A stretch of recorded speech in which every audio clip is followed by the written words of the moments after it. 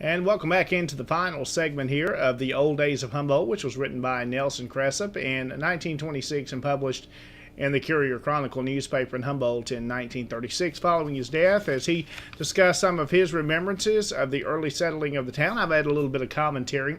So much more that we could really add to these stories, but that's just a little bit about some of the things that happened in the early settling of Humboldt. As we wrap up this final section and segment of the old days of Humboldt, we want to comment about a couple of other things he mentioned here, one of those being an early newspaper which was set up, which was one of the first newspapers, was organized by Dr. W.H. Stillwell. Now, it says he published a paper called the Argus and for a time, and also Mr. Sharp published a paper called the Cosmos, which the Cosmos was the name of a book written by Alexander von Humboldt, which was Humboldt had died in the 1850s, and one of his most popular books by him. So it seemed appropriate the new town was named Humboldt, which the newspaper was published by that name.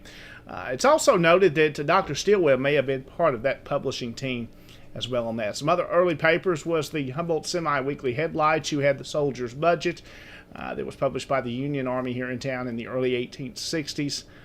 Lots of newspapers have been published in Humboldt, has been in the case in many areas in West Tennessee. Well, he comments there about Dr. Stillwell and his paper.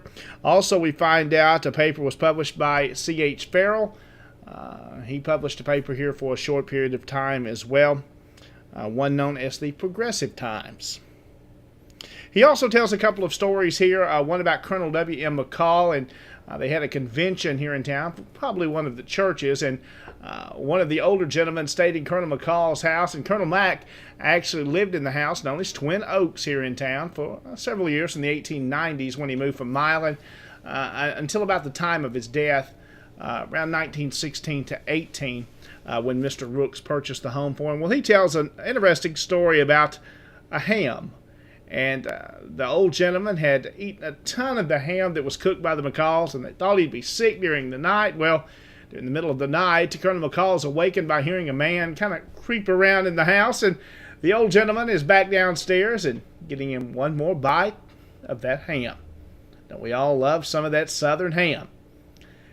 Of course, Humboldt was full of many great times and some disasters that happened as well during the time of the war and even following with the fire in the 1880s, which is referenced in these two stories by Colonel Cressup.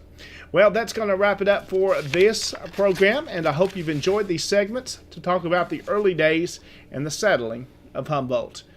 To find out more information about the history of the town and other interesting photographs and information, go to our website at HumboldtHistorical.com. Thanks for watching.